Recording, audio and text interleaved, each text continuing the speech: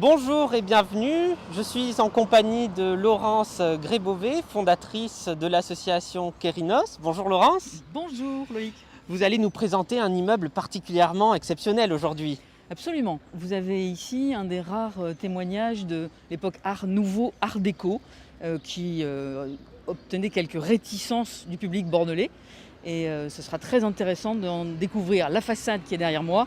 Il faut savoir également que Le Corbusier, le fameux architecte, est venu dans cet immeuble et a dû travailler quelque part du côté de la balustre que vous apercevez derrière moi pour réaliser les plans de la cité Frugès de Pessac, bien connue.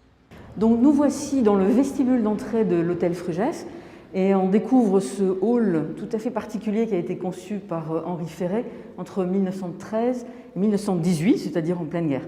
Donc vous apercevez le parti pris de Frugès et de Ferré, c'est-à-dire l'utilisation tout à fait atypique à Bordeaux d'une porte vitrée qui est protégée évidemment par une grande ferronnerie signée Edgar Brandt. Et quand ensuite on se trouve dans le hall, on découvre un choix de matériaux très différents puisque Ferré a choisi l'architecture française, briques et pierre, mais évidemment il a ajouté des décors signés Lalique.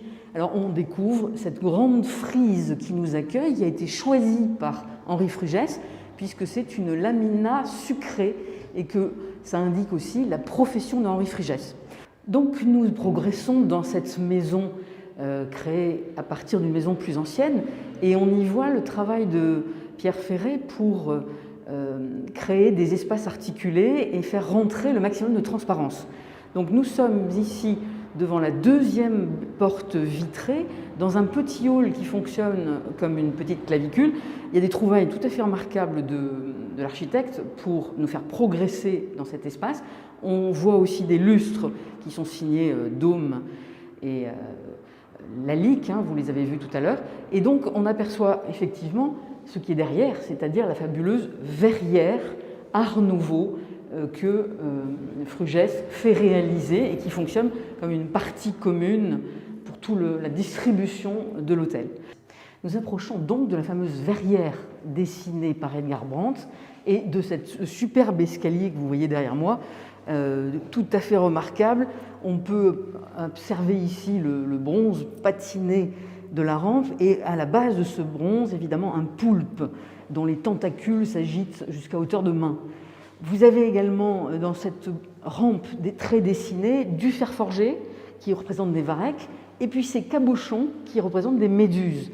Donc on continue sur la note aquatique, marine, qui va continuer à porter ce vestibule.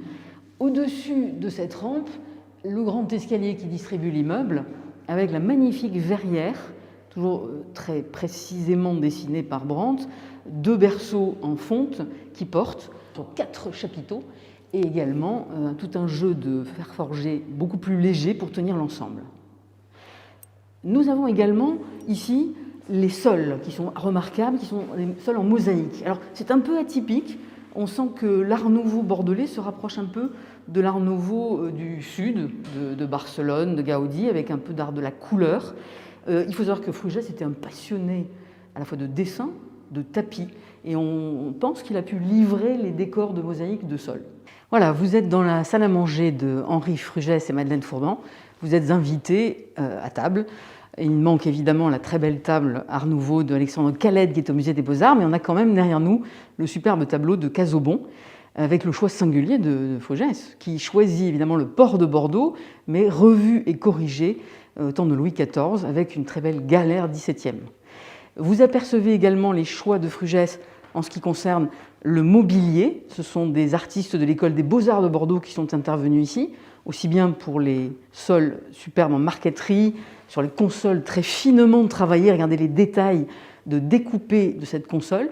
Et puis, on lève les yeux vers les plafonds, et là, on voit qu'on a affaire à un monsieur qui nous livre des clés de lecture, puisqu'on a un certain nombre de maximes. On a par exemple la première maxime, qui veut vivre bien et sain, si dîne peu et soupe moins.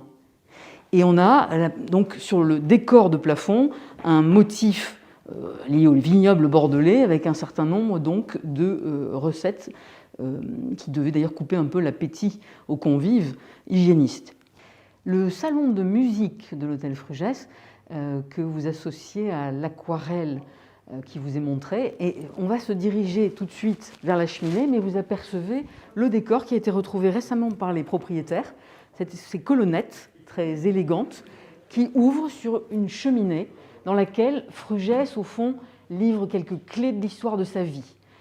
Sa devise est cachée à l'intérieur de cette cheminée.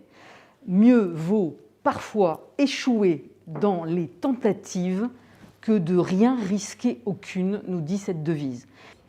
Endroit magique de l'hôtel Frugès, la terrasse. Derrière moi, vous apercevez le salon que nous venons de quitter.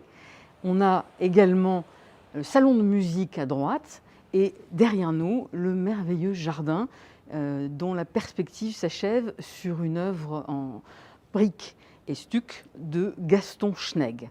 Enfin, la petite fontaine de rêve, signée Robert Vlerick pour le motif de la source. Alors, ne partez pas avant d'avoir vu donc la fameuse chambre à coucher de Henri Frugès et de son épouse, donc le lit derrière moi, au-dessus duquel Frugès fait appel à Émile Brunet, un très bon peintre bordelais, pour représenter les songes. Il faut aussi déambuler dans cette partie de la maison et découvrir avec enchantement les jeux d'ébénisterie, de cloisons d'acajou, les jeux de convexe, de concave, les commodes avec des petites serrures, les poignées de porte, les petits placards secrets.